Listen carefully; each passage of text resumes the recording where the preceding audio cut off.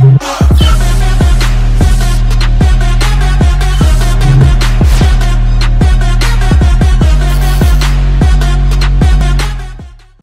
tout le monde et bienvenue à Ici c'est hockey.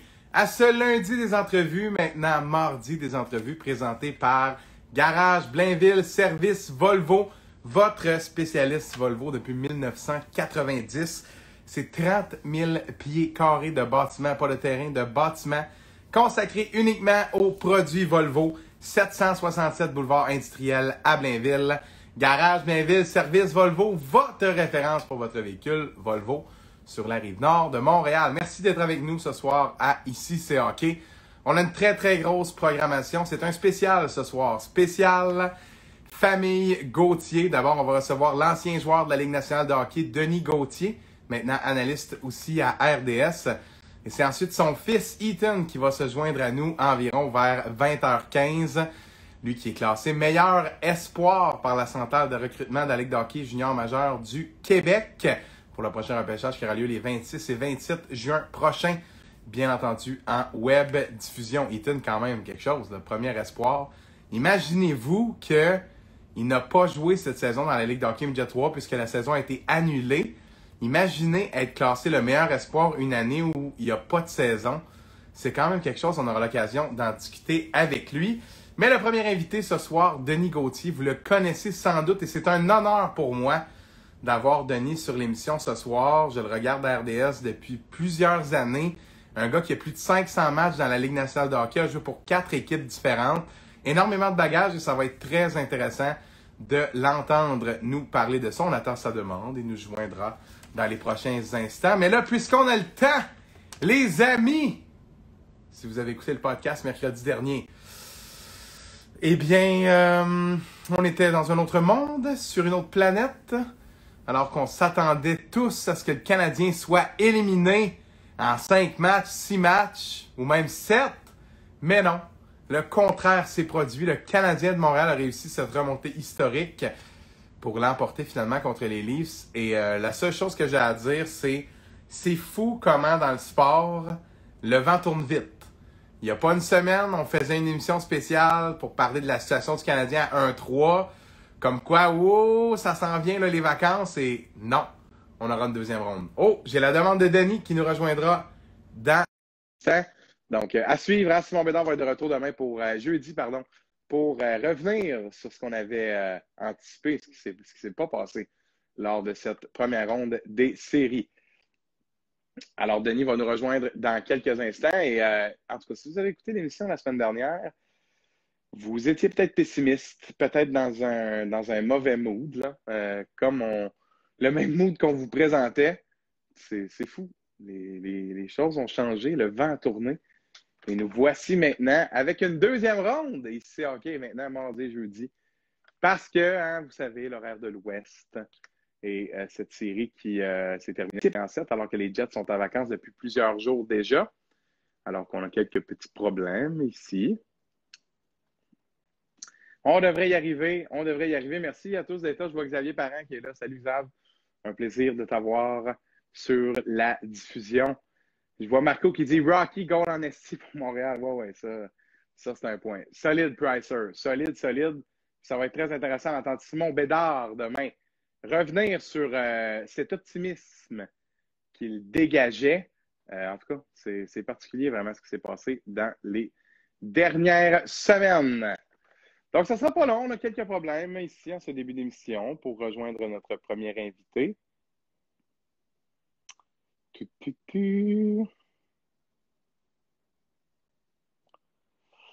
On va y arriver, chers amis. Si vous avez écouté le match d'hier et que vous avez été surpris par ce qui s'est passé dans les derniers moments pour le Canadien, j'aimerais vous entendre dans le chat pendant qu'on a quelques instants. Toujours le fun en direct d'avoir plus de temps que pas assez. Moi, j'aime bien ça, jaser avec vous autres. Là, on est quand même 16. Là. Vous avez regardé le match hier. Là, je vois Marco. Là. Toi, tu as regardé le match hier. Tu as sorti ta chaise, hein, mon tabarouette. D'après moi, là, ça a fait le party hier. Là. On va être honnête, là, dans les chaumières du Québec, c'est quelque chose. Là. Le Canadien qui remonte une série comme ça met tout le monde un peu ses faufounes. OK?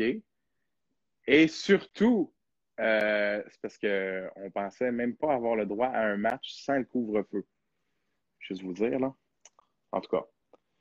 Donc, on a un petit problème avec Denis. On va réessayer une dernière fois.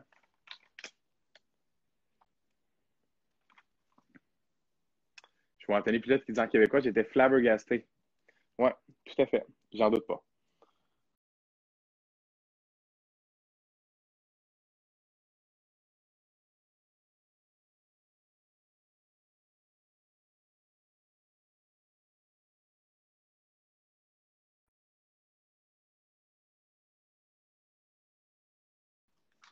Oh, et là, je vois quelques commentaires d'abord. Oh, et attends, on a une petite demande ici. Est-ce que ça va fonctionner? Là, mon image est noire. Je ne sais pas si on est de retour. Oh, et Denis est avec nous. Ouais. Ça fonctionne. Est-ce qu'on le voit ou moi, mon image est noire, là? Oui, je te vois. Écoute, je ne suis pas tellement familier avec l'application Instagram, là. J'ai l'impression que. Attendez. On va y arriver. On va y arriver. Moi, je vais essayer de. Moi, j'aimerais qu'on me dise dans le chat si vous me voyez, parce que moi, je me vois pas. Je te vois, toi. C'est ça l'important, là. Moi, j'ai toujours la même face, hein. Moi, je te vois. Bon, ben, c'est ça l'important aussi. C'est bon. Dans le chat, dites-nous, le son, tout fonctionne. Là, on est en train d'avoir une super discussion sur cette remontée du Canadien. En attendant ce petit problème technique-là, ça arrive souvent, là, Denis, faites-en pas. Les lives Instagram, c'est quelque chose. Et il va nous rejoindre à nouveau, j'imagine, avec un cadrage du bon côté.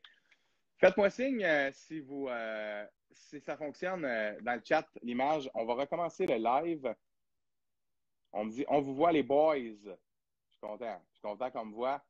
Il est de côté, oui, ça j'ai vu ça. Donc, on va recommencer dans quelques instants. Denis va nous rejoindre. Petit bug, hein? C'est toujours ça avec les directs Instagram. Mais vous savez, c'est un média différent. C'est différent des Facebook Live. C'est différent de ce qu'on voit habituellement. Je trouve les interactions aussi, les gens qui se retrouvent sur la vidéo, l'algorithme est différent. Il y a différentes personnes. Vous avez peut-être vu sur ma page récemment, Samuel Girard de l'Avalanche du Colorado, qui nous a laissé un petit commentaire en direct. Yes, les boys, durant le segment avec Simon Bédard la semaine dernière. En tout cas, c'est cool, c'est cool. Et en tout cas, Marco qui a sa chaise dans son char. Let's go, mon gars, let's go. Donc, ça sera pas long. On devrait être en mesure d'y arriver dans quelques instants.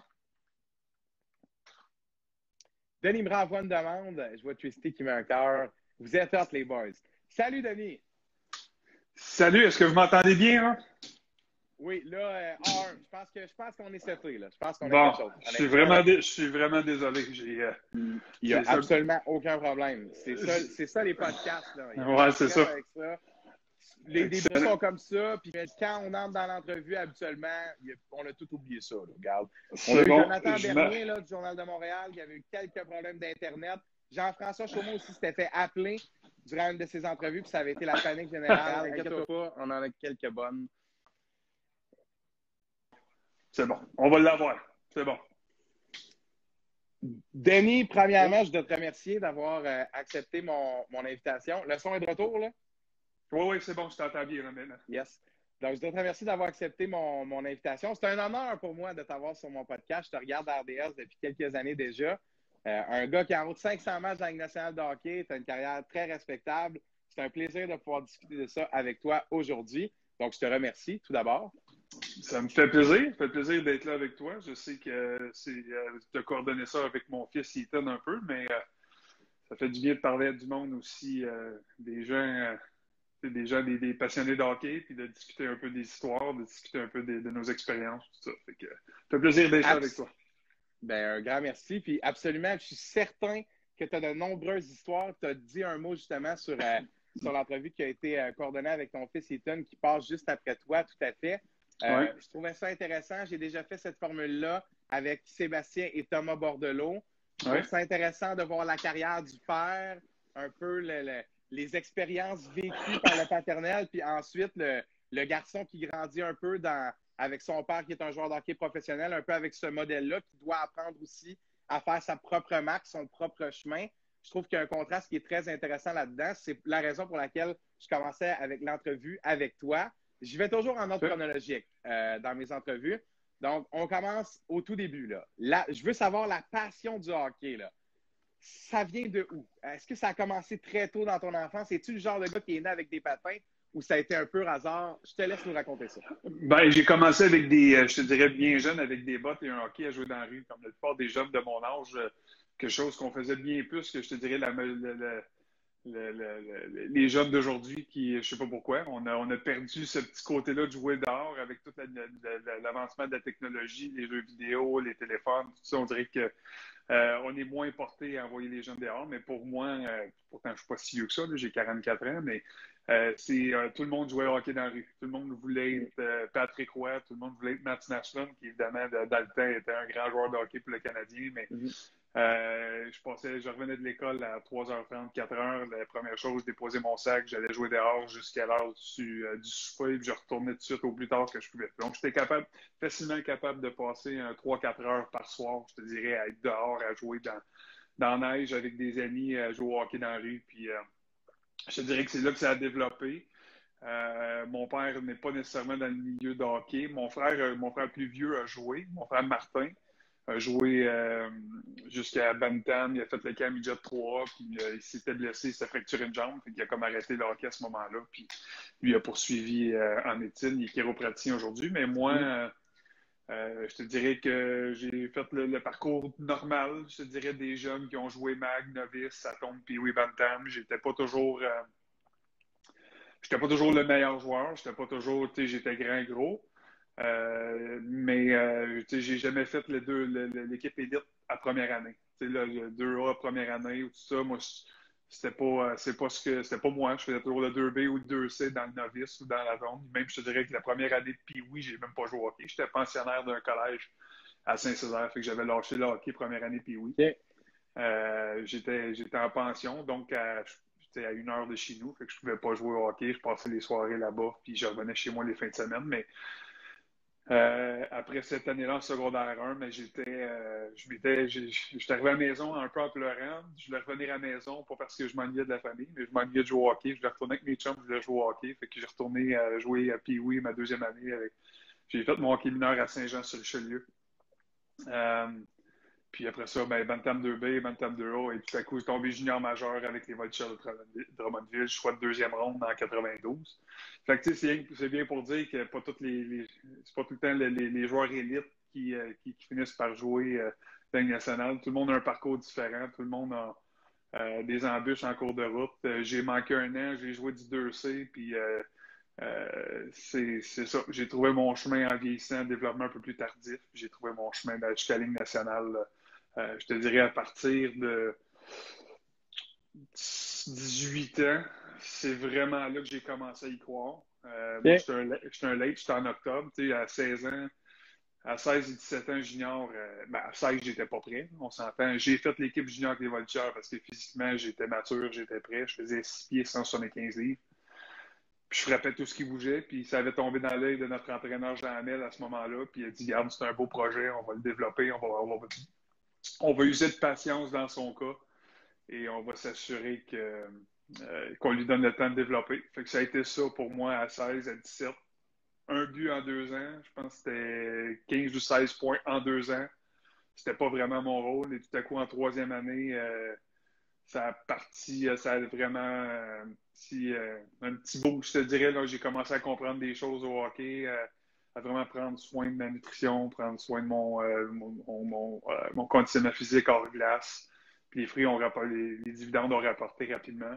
Quarantaine de points, puis après ça, la suite, c'était 18 ans, c'était mon année de repêchage Ligue nationale, c'est vraiment là que j'ai réussi à faire ma marque. J'avais une présence intimidante physique dans mon territoire, mais je n'avais jamais été reconnu pour un défenseur offensif. Puis ça s'est développé plus tard un peu dans ma deuxième moitié de carrière junior, je te dirais.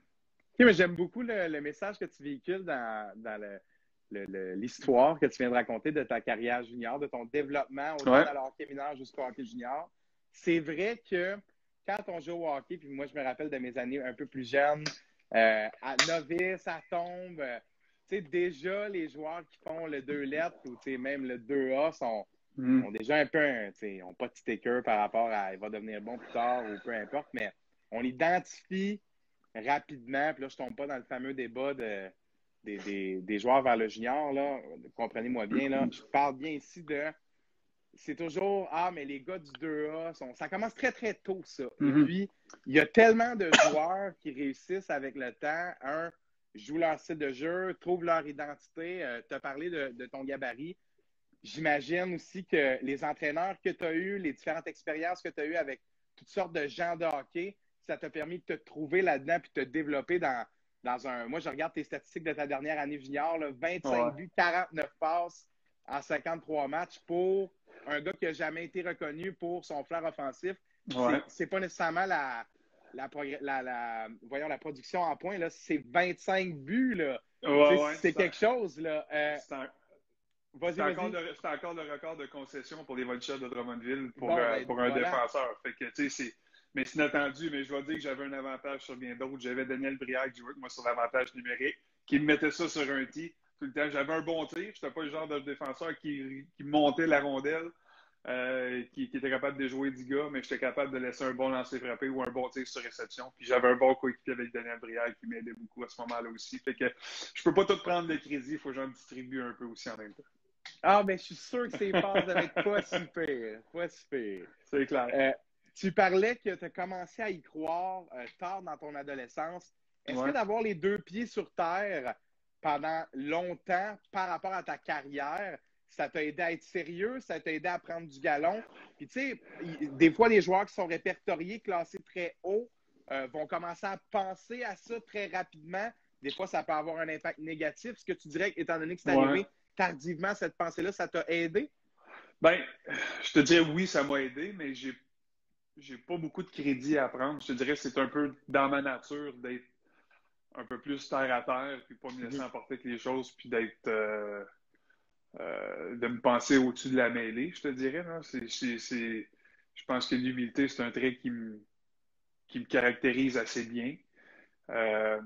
Fait que, tu sais, j'ai jamais pensé que j'étais le meilleur que j'étais. J'ai toujours cru que j'étais même, à certains moments, inférieur, mais qu'il fallait que je compense ailleurs. Puis, l'autre côté aussi, c'est que j'ai été élevé d'une famille d'athlètes. Mon père était culturiste, il a gagné Monsieur Canada à maintes reprises. Il a été classé dans le top 3 Monsieur Univers, Monsieur Olympia, je pense, Monsieur Monde. En tout cas, des grosses compétitions mondiales en culturisme. Mon frère Martin, même chose, Monsieur Canada à 18 ans. C'est un gars qui est ultra discipliné encore aujourd'hui. Il a 10 ans plus vieux que moi, il a 54. 55, puis il est dans le gym 6-7 jours par semaine. Il a la peau mince comme une feuille de papier, mange bien, s'entraîne à tous les jours. Ma famille, du côté de ma mère, c'est la famille Rougeau, les lutteurs. Fait que Raymond, Jacques, mon grand-père était lutteur. Fait que tu sais, c'est tous des athlètes, des gens extrêmement disciplinés. Ils ont mis beaucoup d'efforts, ils ont mis beaucoup de temps sur la préparation, la nutrition, les efforts. Fait que j'ai comme grandi là-dedans, je te dirais. Tu sais. Fait que j'ai grandi avec des gens qui ont été sous les projecteurs, un certain spotlight avec la lutte, ils ont lutté dans la WWE, comme les frères Rougeau. Après ça, genre, il a continué en étant la police montée, il s'appelait The Mountie. Ils ont fait plusieurs années là-dedans. Fait que, mon père aussi, tout le monde a vécu un peu dans l'œil du public. Fait que j'ai jamais été vraiment sous le choc d'avoir l'attention médiatique. T'sais, autant quand j'étais repêché national et en grandissant aussi. Fait que je te dirais que cette partie-là m'a comme aidé à jamais m'emporter avec les émotions, puis jamais m'emporter avec les listes de repêchage ou le rang que j'ai été sélectionné ou ma position versus d'autres. J'ai jamais rien pris pour acquis. Puis même quand j'étais repêché, j'avais toujours le pressentiment qu'il fallait que j'en fasse tellement plus que les autres pour y arriver parce que j'avais pas le talent. Moi, je crois encore dur comme fer aujourd'hui que j'ai réussi ma carrière dans la vie par mon éthique de travail et mon attitude, beaucoup, beaucoup plus que mon talent. On va s'entendre, j'avais un minimum de talent de hockey, j'avais un bon hockey sense, j'étais extrêmement physique, puis dans une époque que ce trait de talent-là, si tu veux, le côté physique, des gros défenseurs robustes était à la mode, on s'entend, avec des années 90, début des jusqu'au lockout de 2004-2005, c'était vraiment ça qui était recherché. Fait que, j'ai profité d'un bon timing aussi dans la vie. Je ne suis pas sûr que je serais capable de refaire la même chose aujourd'hui avec le talent que j'avais. Je m'adapterais certainement, mais fait que je te dirais que c'est un petit peu ça le caractère qui m'a aidé beaucoup en cours de route. Là. Donc, définitivement, que d'avoir cette humilité-là, puis toujours l'attitude de se dire je dois toujours en donner plus, c'est sûr que ça t'amène à aller chercher des performances qui sont des fois peut-être supérieures à ce que tu crois toi-même que tu es capable de donner. Sélectionné en première ronde par les Flames, 20e au total. Parle-moi de c'est quoi être sélectionné en première ronde. Je t'ai entendu mentionner, puis je suis convaincu que dans une partie de ta réponse va contenir le fait qu'être, peu importe le rang, peu importe où être repêché, c'est quelque chose, puis ça, je te vois venir. Là. Je commence à te saisir. Non, mais ça pour dire, il y a quand même quelque chose de spécial de sortir dans cette première ronde-là. Est-ce que tu t'attendais à ça, premièrement? Comment ça se dessinait? Je te dirais que les 2 premières années, j'ignore, il n'y avait pas d'indication qui projetait que je serais un choix de première ronde après ma 3e année. J'avais un potentiel physique, tout ça, mais j'ai vraiment l'impression que je jouais encore pour m'amuser à ce moment-là. À 16 et 17 ans, pour moi, la Ligue nationale, jusqu'à ce moment, c'était un rêve. C'était plus inatteignable. C'est ce que je voyais à la TV. Fait que j'ai jamais grandi à penser. J'avais le rêve du jeune qui veut jouer dans la Ligue nationale. Mais dans mon adolescence, j'ai jamais dit, là, il faut que je travaille parce qu'il faut que je sois repêché junior, puis il faut que je sois repêché dans la Ligue nationale. Puis j'ai juste tout fait ça. Naïf, innocent.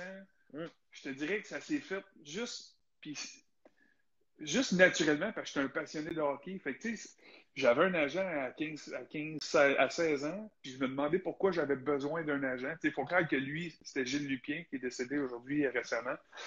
Il m'a emmené en cours de route, puis c'est clair qu'il a vu un potentiel en moi que moi-même, je n'ai pas vu. Moi, je jouais junior.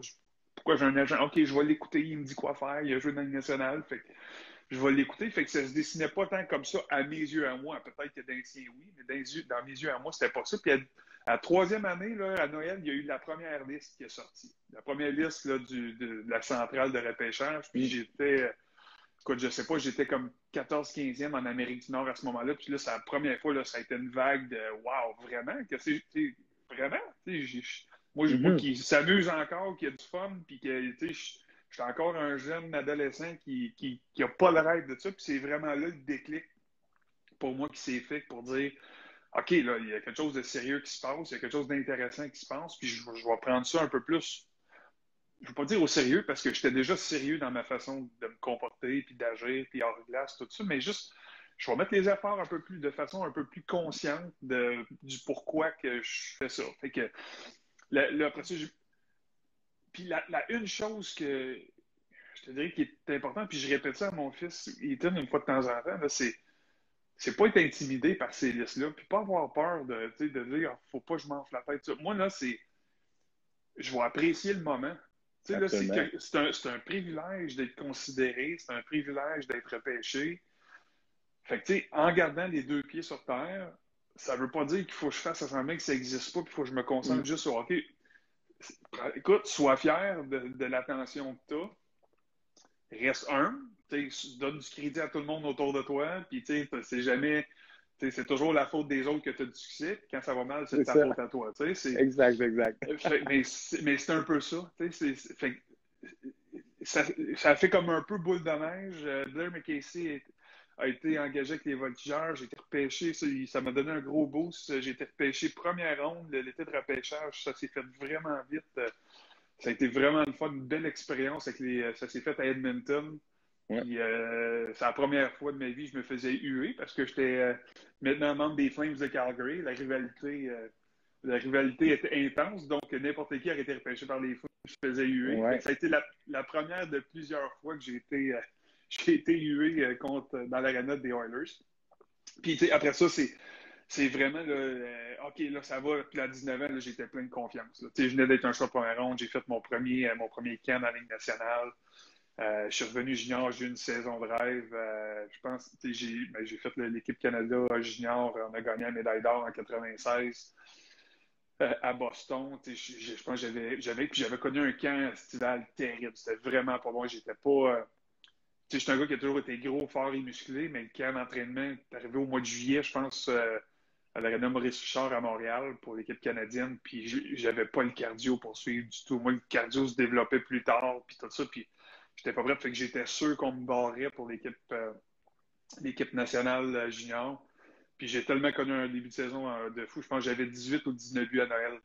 Puis fait qu'ils ont comme pas, ils ont pas eu le choix. Puis Blair McCasey, qui était mon entraîneur-chef, il y en a qui vont dire que c'est à cause de lui que j'ai été réinvité au camp après un mauvais camp d'été, mais il était assistant entraîneur pour l'équipe canadienne. Fait que peut-être que ça l'a aidé, mais j'avais quand même 18-19 buts à Noël pour le backer. Fait que c'était pas un pitch de vente trop cher, trop important à faire dans son cas. Mais j'ai gagné mon poste à travers le camp. J'avais connu vraiment un bon camp. Puis, même chose pour le tournoi. Ça s'est super bien déroulé. Une belle expérience de vie. J'ai vraiment trippé, fait des amis. Mais c'est la première fois que je faisais une équipe élite, étoile, de toutes sortes. Là. Je te dirais même dans mon hockey mineur, je n'ai jamais fait ça. J'ai été coupé dans le midget 3, Bantam 2B, première année. Fait que c'est plein d'affaires de même. Mais on dirait que tout a bâti tranquillement. Puis, je te dis, à 18 ans, c'est là que ça a commencé vraiment pour moi à devenir plus sérieux puis à devenir vrai. Ouais, super belle histoire, vraiment. Là. Puis c'est cool de t'entendre le raconter. C'est hâte de voir à quel point chaque parcours est différent.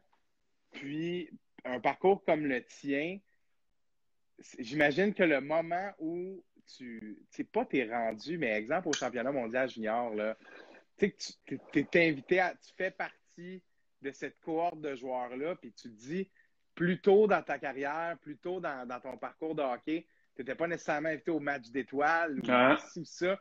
Ce step-là qui a été pris relativement rapidement, ça t'a pris combien de temps à réaliser que, OK, je suis plus juste un joueur de hockey parmi tant d'autres, il y a une carrière là, qui s'en vient, là, avec tout ça, là. Tu as parlé de sérieux, puis tu as parlé de faire de t'appliquer, puis définitivement, j'en doute pas. Dans l'entraînement, l'alimentation, tous les petits détails, le sommeil, évidemment. Mais je veux dire, est-ce que le jeu reste encore un jeu quand on a un peu l'impression que chaque camp qu'on fait, chaque performance qu'on donne, pas nécessairement on joue notre carrière, mais tu comprends un peu où je veux en venir. C'est-à-dire, il y a beaucoup de gens qui nous regardent, il y a une pression, exactement. Il y a des attentes, il y a une pression qui vient avec ça. Puis je te dirais que le côté pas pire dans toute cette histoire-là, c'est que j'ai l'impression que j'ai réussi à garder ça un jeu pendant longtemps. Je te dirais même pas jusqu'à 31, à peu près 31 ans, 32 ans. C'est probablement là, que la première fois que j'ai réalisé que le hockey, c'était une business. Mais jusque-là, c'était du plaisir. Je suis très conscient aussi là, qu'il y a des étapes, il y avait des étapes à passer. J'ai passé 2 ans dans la Ligue américaine. Puis ça aussi, ça a été une belle ça a été une étape nécessaire. J'avais besoin de passer du temps dans la Ligue américaine avant de m'établir dans la Ligue nationale. Puis j'étais pas contre ça, j'étais pas frustré de ça. Je trouvais que je le ressentais que j'en avais besoin. Puis, même à courte de route, là, moi, je venais de finir l'année de rêve que tu as parlé à 19 ans junior au niveau des points. J'arrive dans mon premier match après ma dernière partie à 19 ans. Là, je signe mon contrat, mon premier contrat Ligue nationale. Une semaine après, je suis rappelé pour la première fois dans la Ligue américaine pour terminer la saison avec les Flames de Saint John, des Maritimes au Nouveau-Brunswick. Je marque à mon premier but. Là, c'est comme, wow, ça va être facile là, avec la saison. Puis tout à coup, c'est facile cette ligue-là. Puis tu te rends compte qu'après une coupe de game, une coupe de pratique, tu dis, wow, OK, là, c'est des hommes, c'est une bonne ligue. Puis il y a un step important. Puis ça a pris 2 ans. J'ai été avec 1 ou 2 rappels là, la deuxième année. Mais il a fallu qu'à un moment donné, on m'a donné des opportunités sur l'avantage numérique, en effet, on m'a donné toutes les opportunités du monde de développer. Puis ça a été super de fun. Mais en même temps, la pyramide, elle devient de plus en plus étroite au top. Puis tu te rends compte que pour être un joueur offensif plus haut, il faut que tu sois de plus en plus exceptionnel. Tu ne peux pas être un joueur avec un talent moyen, avec juste un bon lancer, pour être un gars de powerplay. Puis Paul Baxter, notre entraîneur, dans ce moment-là, il m'avait pris, j'avais eu 30, je pense 30 points, 32 points, là, chacune des 2 premières saisons américaines. Puis il m'a fait prendre conscience qu'il m'a dit, il dit, si tu veux jouer dans la Ligue nationale, il dit, tu seras jamais un gars de powerplay. Il dit, je te le dis tout de suite, là, il dit, faut que tu t'enlèves ça de la tête. Tu as eu l'opportunité, c'est pas pour toi, c'est pas toi. j'avais comme une trentaine de points. Je me dis, ouais, c'est pas si pire que ça dans les américaines. Il dit non. Ouais, ça te faisait quoi de te faire dire ça? Ben, on parlait d'humilité tantôt. C'est sûr que sur le coup, c'est comme, je comprenais pas trop, mais en bout de ligne, rendu là, j'avais 21, puis moi, jouer une américaine, c'était bien le fun, mais c'est pas ce que je voulais faire pour les 15 prochaines années. Moi, je voulais jouer une Ligue nationale. Fait que, je vais me fier aux gens qui me coachent, qui m'entourent, puis qui me conseillent. Fait qu'on a laissé faire le jeu de puissance. J'ai vraiment me suis appliqué à juste bien défendre, à faire les bons jeux dans mon territoire, en zone neutre, bon bâton, bloquer des tirs, continuer mon jeu physique. Tout ça est venu naturellement. La saison d'après, j'ai joué dans la Ligue nationale, je ne sais pas combien de matchs, mais j'ai eu des blessures en cours de route aussi, mais on dirait que tout s'est clarifié à ce moment-là. Je savais si j'étais voir une nationale pour les dizaines de prochaines années, ben, je savais quel genre de joueur j'étais pour être. Je connaissais mon identité, puis j'essayais pas d'être quelqu'un que j'étais pas. Ça, c'est toujours la paix, puis c'est une des pires affaires pour un jeune, que ce soit dans l'hockey mineur, surtout junior, parce que junior, il y en a beaucoup qui pensent qu'ils sont arrivés, là, puis que c'est le parcours, le parcours obligatoire pour te rendre dans la Ligue nationale, là, mais tu te rends, tu as scoré des buts dans le Pee-Wee, ça ne veut pas dire que tu vas marquer dans le junior, ça ne veut pas dire que tu vas marquer plus dans la Ligue nationale non plus. Fait que ça prend un peu d'humilité des fois quand tu frappes le mur de te réorienter ou de vraiment mettre ton énergie aux bonnes places. Puis, tu sais, Yann Laperrière, pour moi, est un exemple que je peux nommer parmi plein d'autres, mais ça a été mon coéquipier mes 2 premières saisons dans la Ligue junior majeure du Québec. Il faisait 100, je pense qu'il y a eu 144 points dernière année. Il y a eu 100 passes. Puis il a fini par être un dur à cuire, un gars de 3e trio dans la Ligue nationale, parce qu'ils ont dit ce ne sera pas ça pour toi dans la Ligue nationale, mais ça prend de l'humilité en tabarnouche. Marquer pour accepter ça, exactement. 140 points, puis devenir un tough, là. Tu sais, devenir un gars qui se bat contre n'importe qui dans la ligue, puis manger une coupe de taloche, puis ça prend du courage, là. Ça prend de l'humilité, mais du courage pas mal plus, là. Mais tu comprends mon point, c'est... Absolument. C'est qu'à un moment donné, tous les joueurs qui sont dans la Ligue nationale ont été parmi les meilleurs à un certain moment donné chez les juniors. C'est quand tu arrives dans la Ligue nationale, c'est qui est prêt à s'adapter, qui est prêt à prendre le rôle qu'on est là. Tu sais, t'es mieux de jouer sur une 3 ou une 4 pendant 15 ans que d'essayer de jouer sur une 1 ou une 2, puis après un an, tu fais pas le job, puis tu n'as jamais accepté, puis tu ne joues pas. J'aime mieux jouer 15 ans dans la Ligue nationale. Ça, c'est mon opinion à moi. Là. Absolument. Ah ouais. Fait que c'est plus payant de même, c'est bien plus valorisant, puis tu vis le rêve bien plus longtemps. J'aime ça. Ça, c'est bien dit. Ça, c'est punché. J'adore ça. Puis, il y a quelque chose qui retient mon attention dans ce que tu dis, parce que j'ai comme l'impression que c'est un peu ça le rôle de la Ligue américaine. Pour les jeunes joueurs, de trouver et de comprendre leur rôle. Parce que c'est pas parce que tu te concentrais nécessairement sur le jeu plus défensif, sur ce que tu as énuméré tantôt, que ça fait de toi un joueur qui n'a pas nécessairement des habiletés offensives. Tout est dans la gestion de l'énergie, à quoi tu vas consacrer ton énergie dans ton chiffre. Est-ce que tu vas plus essayer de tricher sur ta relance pour jouer la game plus offensive ou plus être un shutdown puis prendre moins de risques, puis etc. Est-ce que ton passage dans la Ligue américaine qui a été relativement court, là, si on compare à d'autres joueurs, ça a été beaucoup plus long avant qu'ils atteignent la Ligue nationale, est-ce que ça a été pile le bon moment pour comprendre, un peu comme tu as dit, le rôle que tu devais, ce que tu devais faire en fait pour avoir un rôle pendant de nombreuses années dans la Ligue nationale? Parce qu'une fois que tu es monté, ça a été très long avant que tu redescendes. Là. Oui, ben ça a été long, puis tu sais, ça a pris 10 ans. Puis j'ai redescendu, c'est pas parce que j'étais plus apte à jouer ou j'avais ralenti, c'était une question de masse salariale. Je vous entendais pas ça. Oui, c'est ça. Non, je comprends très bien. Mais tu sais, si ça n'avait pas été de la masse salariale, je serais jamais redescendu. C'est ça qui m'a vraiment fait mal en 2007-2008, quand les Flyers ont fait ce geste-là. Mais dans la Ligue américaine, c'était vraiment ça, parce que la réalisation... Puis là, je le vois un peu parce que je suis assistant coach là, à temps partiel avec les Voltigeurs à Drummondville. Puis, la réalité, c'est les meilleurs joueurs de la Ligue, t'en as peut-être même pas un par équipe qui va jouer dans la Ligue nationale. Fait que le gars qui est élite, qui est bon, tu joues avec des gars qui sont pas tous des joueurs élites. C'est tous des bons petits gars, tout ça, mais la Ligue, elle est un peu diluée. Il y a beaucoup d'équipes au Québec et des Maritimes. Fait que, quand tu regardes le premier et le dernier de ton alignement, là, il y a un monde de différence. Absolument. Fait que dans les américaines, ça rétrécit. Là. Le premier au dernier, il est moins bon, il est moins gros. Puis dans la Ligue nationale, c'est encore pire. Fait que le passage de l'américaine, pour plusieurs, c'est important de t'adapter et de comprendre comment se joue la vraie game.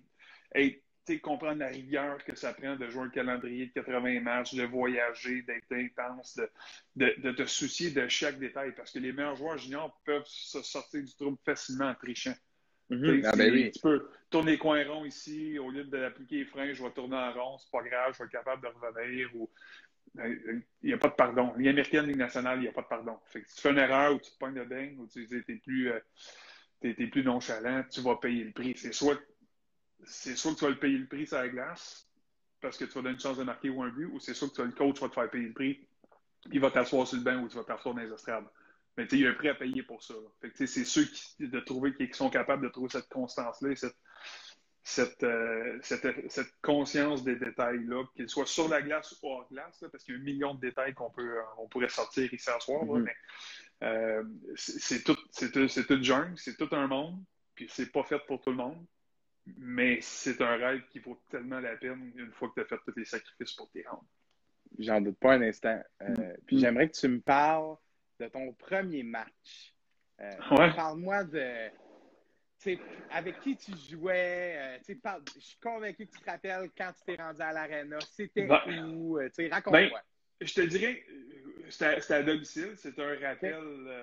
J'ai été rappelé pour 2 matchs de la Ligue américaine.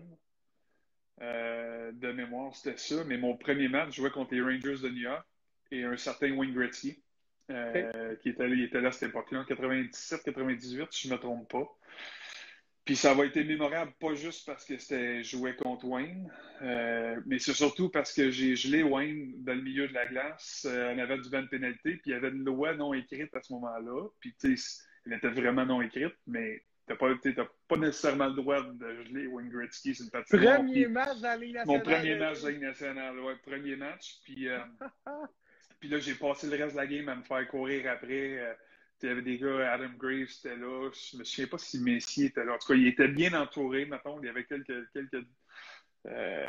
quelques durs à ce moment-là. Puis que, moi, j'étais là pour faire une bonne première impression. Fait que j'ai dit, moi, ça me dérange pas qui est dans mon chemin, je vais le frapper. Puis ça a donné que j'ai fait ça en première période. Fait que ça a été un long match pénible, je te dirais, pour moi, parce qu'il y a une gang qui s'en sont donnés à cœur joie à vouloir répliquer pour ça. J'ai fait prendre beaucoup de pénalités l'autre bord. Mais, longue histoire courte, ce qui a fait que ça a été mémorable, c'est que 6 ou 7 ans plus tard, j'ai été échangé au Coyote de Phoenix. Puis, Wayne Gretzky était l'entraîneur. Oui. Puis, fait que entre le dernier match pré-saison et le premier de la saison, on a toutes des rencontres individuelles pour expliquer un peu, voir si tu étais content de ton camp d'entraînement, comment ça s'était passé, puis aussi des attentes pour la saison qui s'en venait. Puis, une des choses qu'il m'avait dit, il dit, tu sais, Dan, il dit, moi, cette année, ton rôle, je le vois comme tu vas jouer contre les meilleurs joueurs là, bon, tu sais, j'aime ta présence physique, tu es capable de jouer défensif, tout ça, je t'ai rendu à 27 ans. Il dit, un peu comme la fois que tu m'as gelé à Calgary, là, 6-7 ans, là, tu sais, quand je l'avais frappé assez fort qu'il s'en est souvenu. Il te sort ça? Oui, il m'a dit ça. Il dit, tu sais, comme quand tu m'as gelé dans l'avant du banc de punition à Calgary, là, il dit, c'est ça que je veux que tu fasses à l'autre bord. J'ai fait, non, ouais, il se souvient de ça. Moi, je m'en souvenais, mais je pensais pas que lui s'en souviendrait. Fait que je me dis, il n'y a pas grand monde qui ont osé le frapper. Puis, en tout cas, il passait pour qu'il s'en souvienne, en tout cas. Fait que c'est un peu une anecdote qui est quand même un peu cocasse. Là. Oui, qui est sur la coche, là. C'est une excellente anecdote, là. Absolument. Puis je veux dire, on va y arriver plus tard là, à cette transaction-là.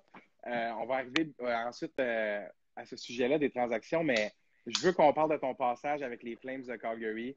Tu as été là plusieurs saisons. Parle-moi de ton expérience avec l'organisation. C'est l'équipe qui t'a repêché, qui t'a donné ta première chance. Comment ça s'est passé? Parle-moi de... Ça a duré... Je ne sais pas le nombre d'années, je n'ai pas la stats devant moi. J'ai 7 ans avec les Flames.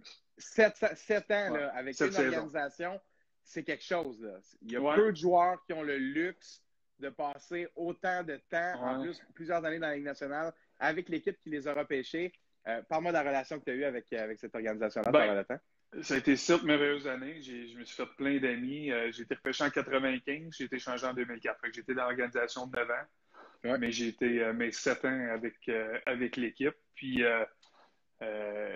c'est la première place. C'est toujours un peu très, très spécial. J'ai grandi, j'ai l'impression que c'était avec cette organisation-là. C'est une organisation qui était beaucoup axée sur l'ambiance familiale. Il y avait beaucoup des propriétaires qui étaient des frères, il y avait des amis, tout ça, puis il faisait toujours des.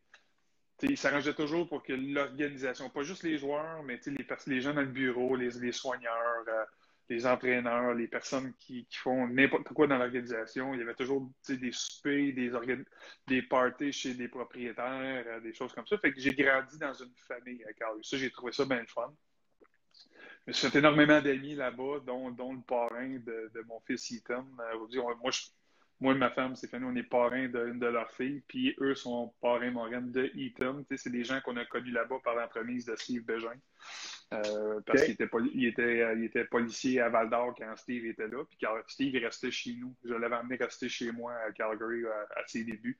Okay. Je l'ai pris sur mon aile un peu pour en prendre soin. Fait que Steve et moi, on est des bons amis. Fait qu'en tout cas, l'histoire, c'est vraiment ces 7 belles années. Ça a été difficile parce que ça a été une équipe qui a toujours été en reconstruction. Les 6 premières années, on n'a pas fait les séries. Mais on avait des bons jeunes talents, Jerome McGinley, Derek Morris, Robin Regier, moi-même. C'était des jeunes en développement, mais c'est une équipe qui comptait toujours ses sous, fait qu'on n'était jamais capable de payer pour du talent élite un peu.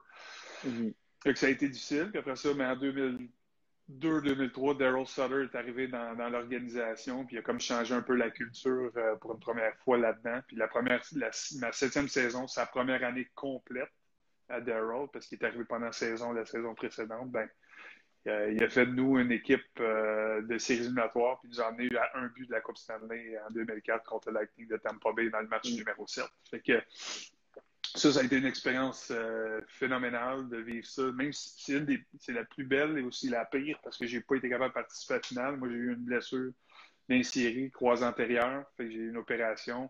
Fait que j'ai manqué la finale. Ça a été heartbreaking, comme on dit en anglais. Ça m'a fait mal au cœur, mais ça fait partie du métier, c'est comme ça. Mais je l'ai vécu avec les gars, je les ai supportés, puis j'ai vu c'était quoi vraiment souffrir pour avoir une chance de gagner pour la première fois. Puis perdre ce match-là, le match ultime, j'ai jamais vu tant d'adultes pleurer dans une chambre de hockey en même temps.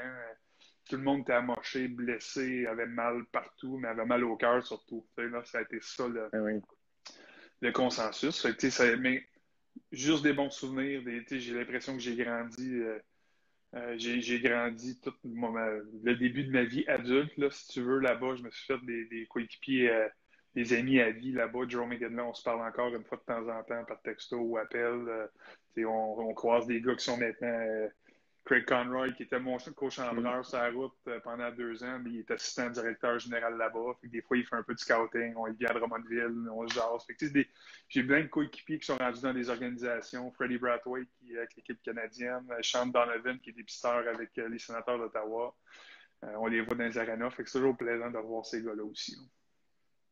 Non, c'est super. Puis, et d'avoir 9 ans dans une organisation où tu commences, tu es un jeune adulte, là, tu l'as bien dit. Ouais. Puis le moment où tu quittes ta barouette, là, il y a du bagage, là. C'est accumulé, là, il y a des choses. Ça a parti le fun aussi parce qu'avec Jerome McGinley, on est.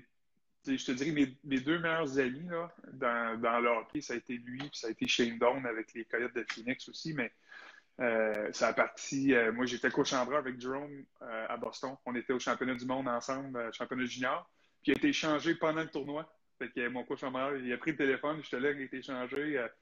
Ouais, ben je m'en vais avec toi, Dan.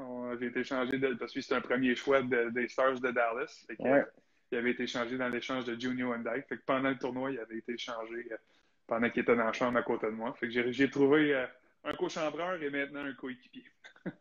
C'est bien hot, ça aussi, comme histoire, 100%. En plus, le gars se fait trader à la même place que toi. C'est quand même vraiment nice, là, comme nouvelle. Là. Maison. Absolument. Parle-moi maintenant de comment tu t'es retrouvé avec les Coyotes de Phoenix. Comment ça s'est passé, ça? Ben, tu sais, moi, avec...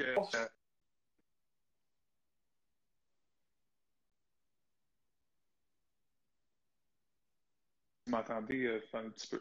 Ouais, on a un petit bug, mais là, je pense qu'on est de retour. Ouais, là, ça marche. Ouais. OK, c'est bon, là. C'est bon. OK, ouais, c'est ça. Avec Daryl Sutter, ça a été un amour un peu, une relation amour-haine avec lui. Là. Lui, c'était un gars qui était extrêmement dur avec moi. Pour me rendre compte plus tard, c'est vraiment une game qui jouait avec moi il pesait, il essayait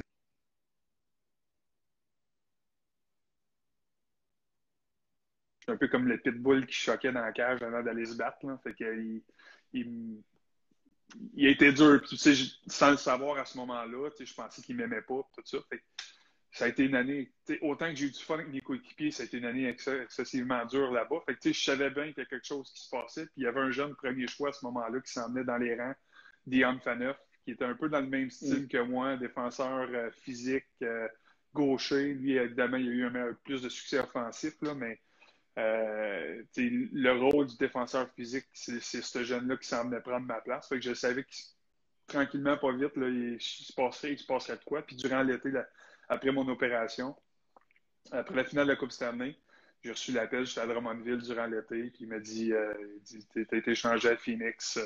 Fait que je pense que le fait de le faire dans la saison morte, puis de ne pas avoir à dire salut à tous mes coéquipiers, mettons, à l'hôtel ou dans la chambre, puis de serrer la main, puis c'était moins émotif. J'ai trouvé ça, cette transaction-là, je l'ai trouvé plus facile que l'autre. Fait que je suis parti, puis durant l'été, rapidement, je suis allé me magasiner une maison en Arizona. Je trouvais ça excitant. Puis quand j'étais à Calgary, à chaque fois que j'allais en Arizona, je me souviens, je parlais ça avec Craig, on était assis ensemble dans l'autobus ou dans la chambre, puis moi, on dit que ça serait le fun de jouer ici. J'aimerais ça savoir c'est quoi, puis un an ou 2 ans plus tard, je me retrouve ici. Fait que j'étais excité. J'étais déçu de partir, mais j'étais excité de m'en aller là-bas. Puis j'ai vécu la première saison, bien évidemment, c'était le lockout. On n'a pas joué au hockey. Fait que j'ai fait toute ma réhabilitation. Ça m'a comme aidé, si tu veux, dans le processus de revenir en santé la saison suivante. J'ai eu Parce qu'un genou, c'est long. Ouais, là. c'est ça. C'est 12 à 18 mois avant de sentir aucune douleur. Tu peux jouer après 6 à 8, là, mais les tendinites, les douleurs, les raideurs, tout ça, c'est là. Fait que je peux pas le négliger. Fait que ça m'a permis, moi, de récupérer une saison complète, si tu veux. Quand je suis revenu de ma première saison de jeu en 2005-6 avec les Coyotes, ben, j'ai réussi à avoir un camp d'entraînement plein, en pleine santé. Tout s'est bien passé. Là. Fait que, mais écoute, j'ai eu du fun. Là. La réhabilitation, j'ai joué au golf. Je venais d'avoir... j'ai eu mon deuxième fils, Ethan, en Arizona à ce moment-là, en 2006. Mais écoute, ça a été court comme expérience, je dirais, l'expérience hockey. J'ai joué le 3/4 d'une saison seulement, mais j'ai été là presque 2 ans à cause du lockout. Puis c'est dur de trouver une meilleure place pour profiter de temps mort, si tu veux, que de te retrouver à Scottsdale où il pleut jamais, c'est beau soleil tout le temps, puis tes journées d'hiver sont à 15 à 18 degrés à tous les jours. Ah, c'est sûr que ça fait différent de Calgary. On s'entend, ouais, là. Mais le contraste, là, devait être assez là. Non, super intéressant. Je pense que aussi, j'imagine, en fait, que de passer d'une équipe de l'Alberta à Coyote de Phoenix, c'est du coq à l'âne, là, littéralement. Hein? Oui, mais c'est cowboy pareil. Absolument, ça c'est vrai. C'est un peu western, c'est un peu, là, tu comprends, fait que je n'étais pas trop dépaysé de ce côté-là. Mais côté température, côté environnement, côté culture, même, je te dirais, autant des deux organisations, mais vite, là, je suis arrivé là, puis dans le public, là, je suis allé me faire une carte. Avant, on avait des clubs vidéo, les Blockbuster, mettons. À faire, on a du streaming avec tous les appareils qu'on a, mais avant, tu allais louer des cassettes ou des DVD. Puis, tu prends un abonnement, puis ton nom, ton adresse, tout ça, qu'est-ce que tu fais? Ton employeur, les Coyotes de Phoenix, c'est quoi ça? Ben, c'est une équipe de hockey. On a une équipe de hockey ici. Ah ouais? L'employé ne savait pas qu'il y avait une équipe de la Ligue nationale dans sa propre ville. Fait que c'est complètement l'inverse. À Calgary, je ne pouvais pas marcher 2 coins de rue sans me faire connaître, sans me faire dire salut. Oui. Fait que ça aussi, c'est comme un peu un choc un choc culturel, si tu veux, là, mais ça a c'est positif. Ceux qui veulent s'éloigner de la pression médiatique et de la pression de la foule, ben, c'est une bonne place à aller. Ah, ça, j'en doute pas qu'on ne doit pas toujours chercher les petits détails dans d'autres endroits. Non, exact. Mais, en tout cas, il y a les pour et les contre, absolument. Parlons maintenant de ce qui t'a envoyé à Philadelphie. C'est une transaction, hein, ça? Oui, mais c'est ça. Oui, c'est là. Ouais. Cette transaction-là, Denis. Cela m'a fait mal parce que j'avais développé quand même une belle relation avec Wayne Gretzky. On était beaucoup en communication à bon terme. Puis moi, dernière année de contrat, j'étais pour devenir agent libre sans restriction pour la première fois. Puis il est actionnaire de l'équipe. C'est comme parler à ton GM, c'est pas mal la même affaire. Si t'aimes bien, là, ça va bien. Oui, c'est ça. C'était Michael Barnett qui était le directeur général à ce moment, qui était l'ancien agent Dwayne lorsqu'il était joueur. OK, bon. Puis, fait qu'on a eu des discussions, puis on s'entendait pas sur un contrat, tout ça, mais dans les discussions qu'on avait eues, Wayne m'avait promis que il y avait la possibilité d'un échange, si on s'entend pas, mais qu'il aimerait ça me garder.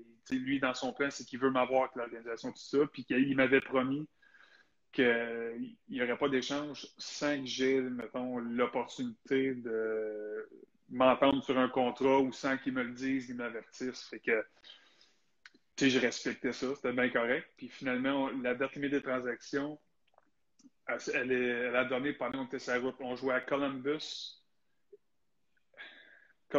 et Détroit, si je ne me trompe pas. On jouait 2 matchs en 2 jours. Puis la date limite était durant la journée du premier match à Columbus. Fait que moi, j'avais pas eu de vent de rien, que de transaction. Wayne me dit tout est correct, je vais te reparler. Fait que j'étais parti, moi, avec une brosse à dents, une chemise, mon habit et ma trousse de toilette, pensant que je reviendrais. Puis j'ai pas été pratiqué le matin le pre-game skate. Puis j'ai eu l'appel pendant le dîner de Michael Barnett, directeur général. Il m'avait dit que j'avais été échangé aux Flyers. Fait que là, j'étais sous le choc parce que j'avais pas entendu parler de Wayne, tout ça. Puis j'y ai parlé un peu en après-midi avant que je parte. Mais en tout cas, j'ai eu l'annonce à 11h30, genre, puis il fallait que je prenne l'avion à 3h pour m'en aller à Philadelphie. Okay. L'avion était déjà booké, il fallait que je parte. Fait que, là, c'est de m'en aller. Là, c'est de dire tout le monde salut à la table, tout ça. Puis j'étais très émotif parce que je voulais vraiment pas m'en aller. J'étais super heureux là-bas. Puis je pensais être capable de trouver un terrain d'entente. Puis en tout cas, fait que, avant de partir, j'avais parlé à Wayne, puis j'étais extrêmement déçu, puis un peu fâché sur le coup, puis je pensais jamais me donner un char de merde à Wayne dans ma vie, mais ce moment-là, on dirait que c'était plus fort que moi. J'étais en maudit parce qu'il ne m'avait pas averti, il ne me l'avait pas dit, puis il me l'avait promis. Fait qu'il dit, garde, c'est hors de mon contrôle, Michael il a fait le deal, puis blablabla. C'est des histoires de GM. Fait que ça, c'est pas grave. J'y en tiens pas rigueur aujourd'hui, là, ça fait partie de la business. Là. Mm-hmm. Mais tu sais, fait que je suis parti à 3h.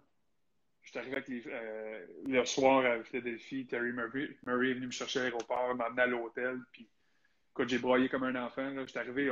Tout s'est passé tellement vite que j'avais comme pas eu le temps de voir les choses arriver. Puis je suis arrivé à l'hôtel, là, j'étais tout seul à Philadelphie. Ma femme était à Scottsdale avec nos 2 enfants à l'époque.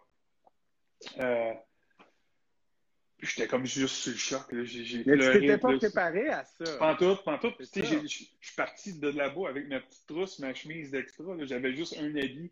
Pour 2 jours, j'avais un habit, mais des sous-vêtements, puis une chemise. Puis fait que, puis là, je restais là, j'ai passé une semaine ou 2, puis là, j'étais pas bien, dans le vestiaire, c'était un drôle de groupe. Il y avait des vieux, des jeunes, il y avait une division, l'harmonie n'était pas nécessairement là, mais fait que j'étais comme, moi j'avais 29 ans, j'étais trop vieux pour être avec les jeunes, trop jeune pour être avec les vieux. Je me retrouvais dans le milieu, j'étais pas bien, puis là, j'ai dit à ma femme, viens me rejoindre tes enfants, je suis plus capable d'être tout seul, j'ai trouvé ça très dur, puis elle a tout vendu notre maison, déménagé nos meubles, on a acheté une maison. Fait que j'ai été échangé avec ma petite trousse, ma chemise, puis j'ai plus jamais revu ma maison en Arizona. C'est le même. Ah ouais? Jamais, encore à ce jour, j'ai jamais retourné. J'ai jamais retourné chez nous à essayer de pacter mes affaires.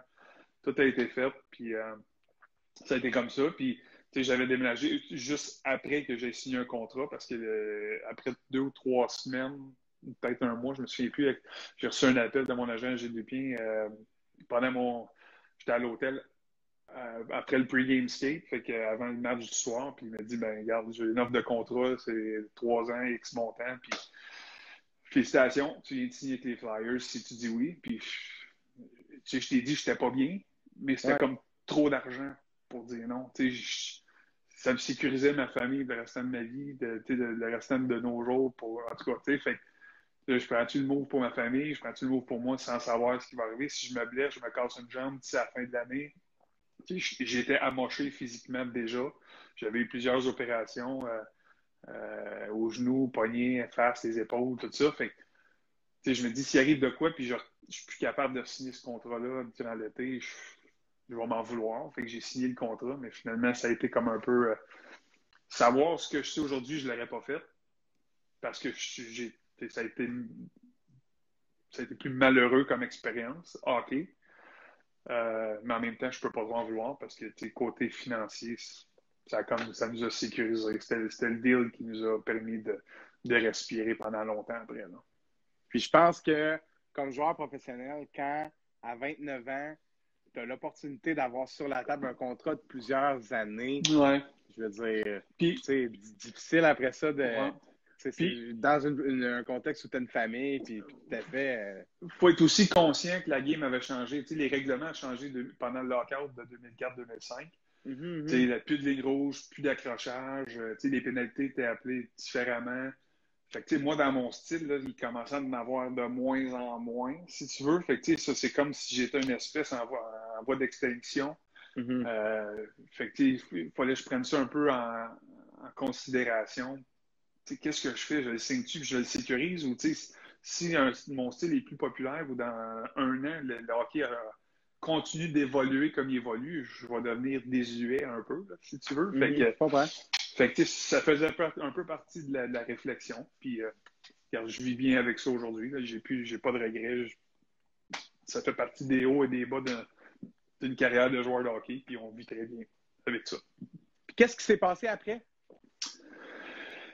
Ben, l'année, quand j'ai été échangé là, on s'est fait sortir en 6. La fin de saison que je suis arrivé, on s'est fait sortir en 6 contre Buffalo, Daniel Brière, Chris Drury. La saison suivante, on a fini 30e et dernier dans la Ligue nationale. C'est un alignement qui contenait Peter Forsberg, Simon Gagné, des joueurs de qualité, mais je te parlais de la chimie qui était simplement pas là. Ça marchait pas, ouais. Ça marchait pas. Tu avais une gang de jeunes qui étaient mis en pouvoir, qui venaient de gagner la Coupe Calder il y a 2 ans dans l'américaine.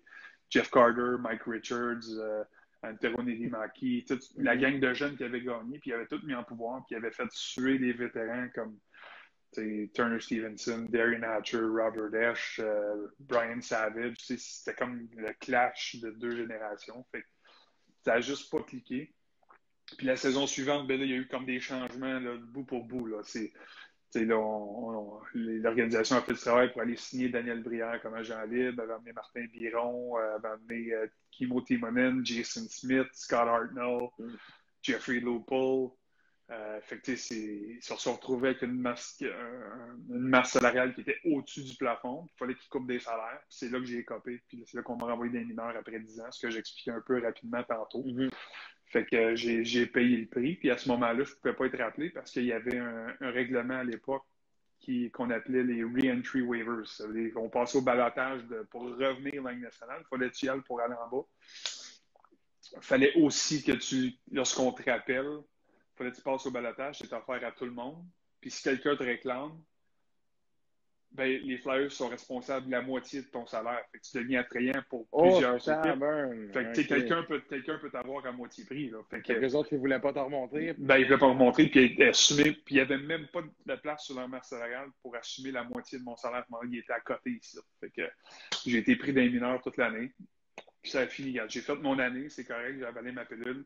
Puis heureusement, Craig Berube, qui était mon ancien coéquipier avec les Flames, c'est lui qui était l'entraîneur à ce moment-là avec les Phantoms de l'américaine. Puis il a été extraordinaire avec moi. Là. J'ai eu des moments durs, dépressifs, je te dirais même. Là, mais il m'a vraiment, vraiment aidé à travers cette épreuve-là.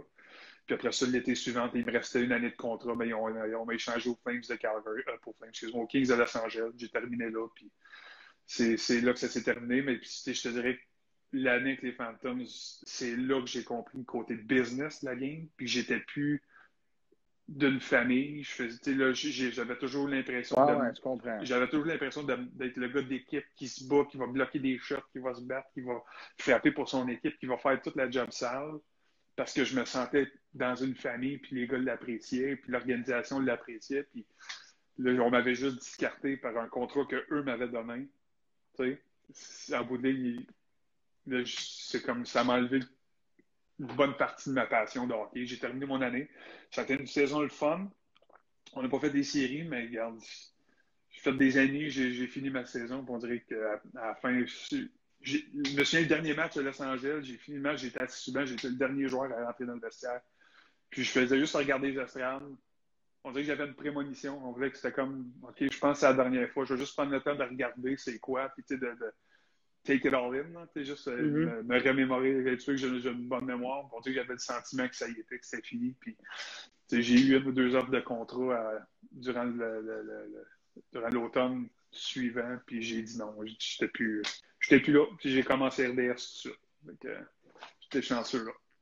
Cette année-là, dans la Ligue américaine, un peu, puis ce que je trouve intéressant de l'entrevue, c'est qu'on en a glissé un bout. Il y a toutes sortes de choses intéressantes dans cette entrevue-là. L'une des choses intéressantes, c'est qu'on en a glissé un mot en début d'entrevue, qu'on allait y revenir. Puis là, on arrive là. Je t'ai entendu me raconter ta carrière avec le sourire.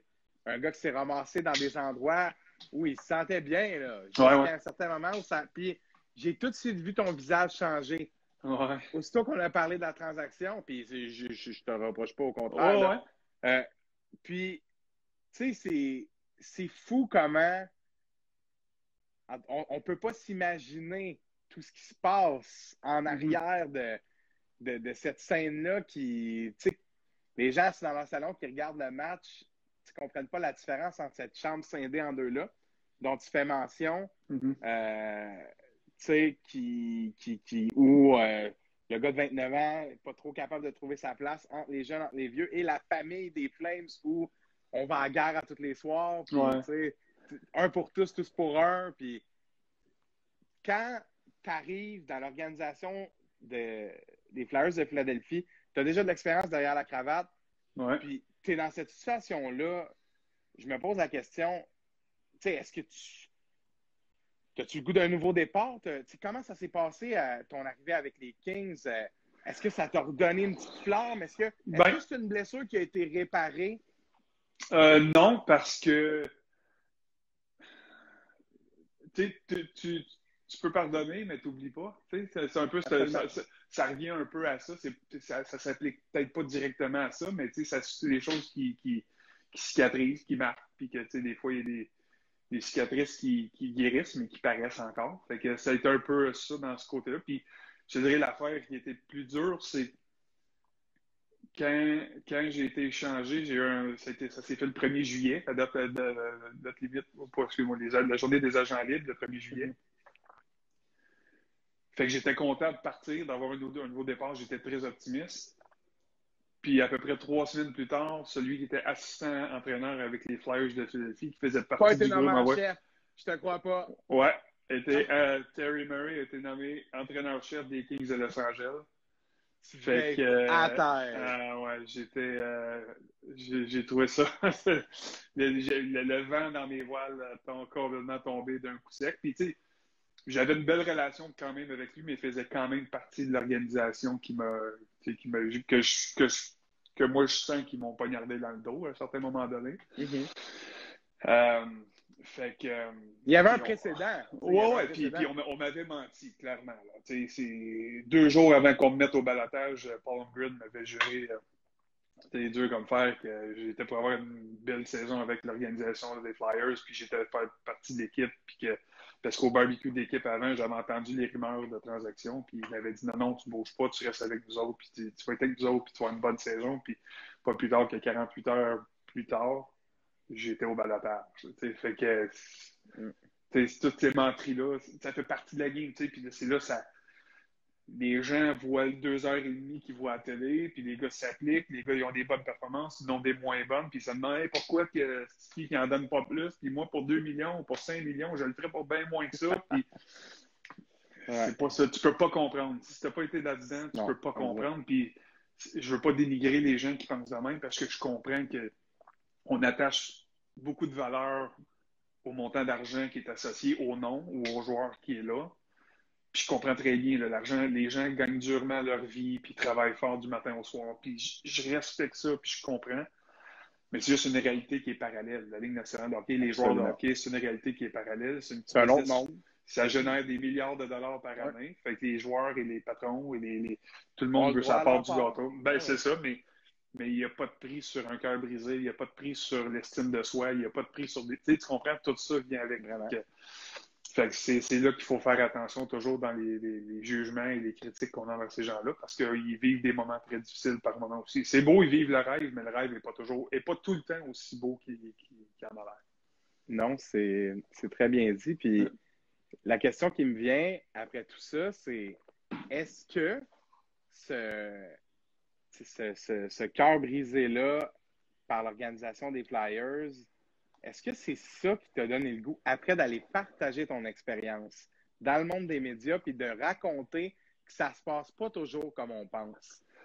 Je te dirais que ce côté-là c'est pas ça qui m'a amené dans les médias. Je te dirais que c'est plus ce qui m'a amené dans les rangs juniors. Aller partager mes expériences avec les jeunes, avec les voitures, puis tu sais, je suis un gars de chambre. Moi, je suis un gars j'aime parler de hockey. Moi, quand ça sent l'aréna, puis je suis dans l'aréna, je suis dans une chambre de hockey, je suis bien. Je suis aussi bien que chez nous. C'est comme un deuxième chez moi. Fait que c'est là que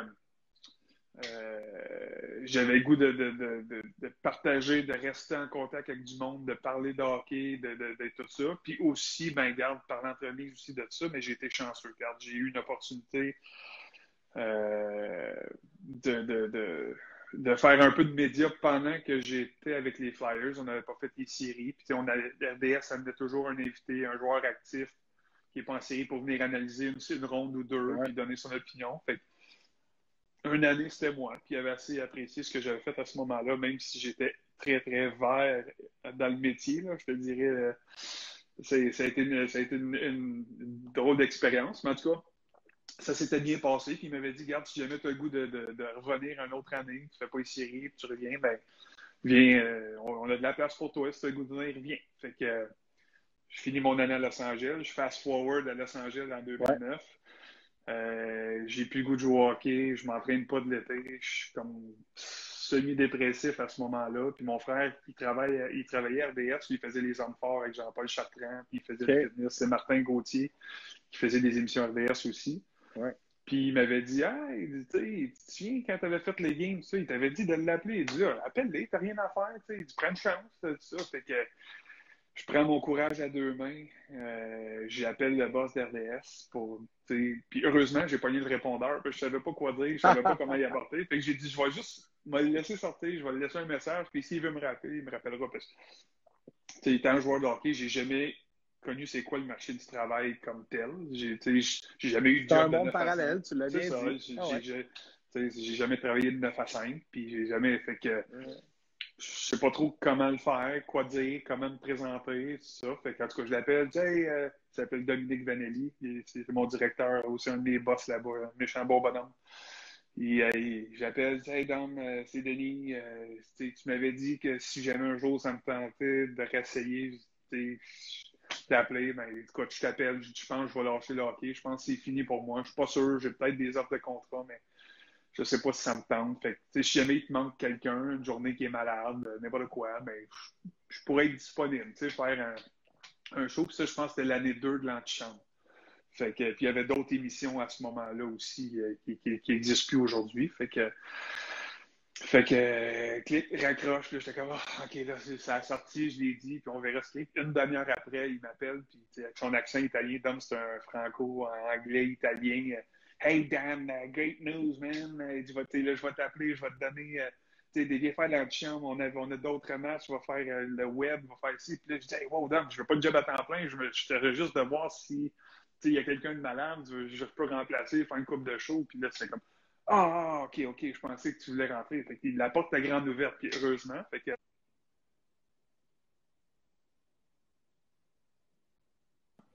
on t'entend pas, Denis. On t'entend plus. Moi, d'après moi, mon volume. excuse-moi, là, mes écouteurs sont finis. Fait qu'on va y aller de même, c'est correct pour toi? Ben oui, pas trop. Puis, nous, on a presque fini parce que là, il va falloir que je fasse la deuxième entrevue. L'autre va falloir. Là, on arrive à la fin, là. Va falloir Ethan, qu'il se couche bientôt, de toute façon. Fait qu'on va. Non. On va y aller vite. Ben oui, discipline! Il n'y a pas de problème.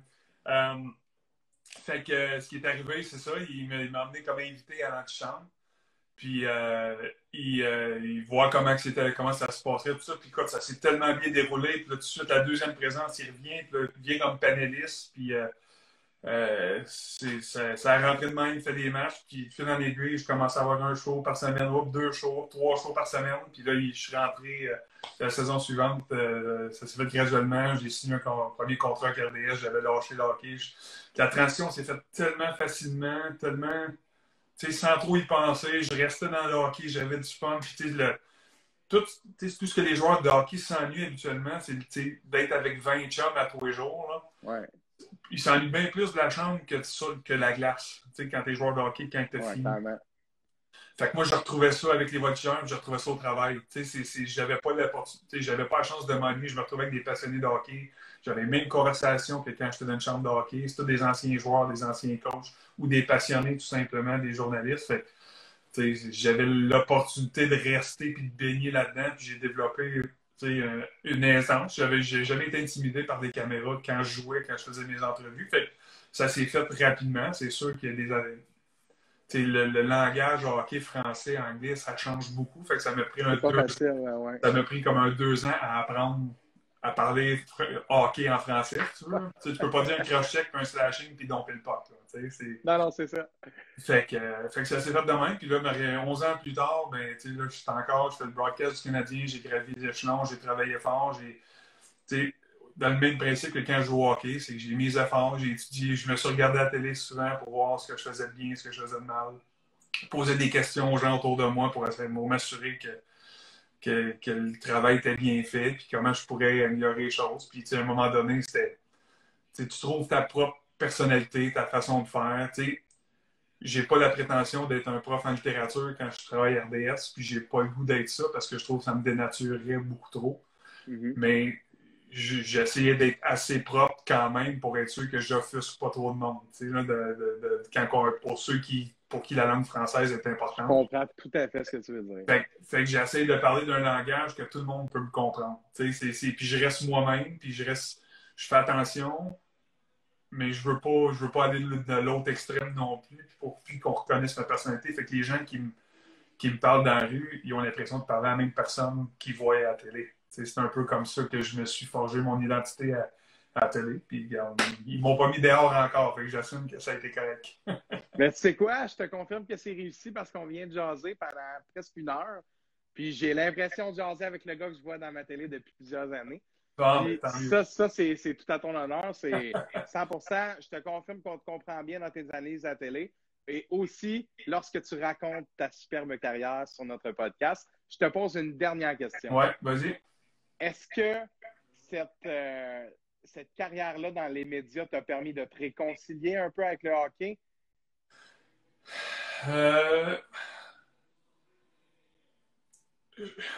Oui puis non. Je te dirais que...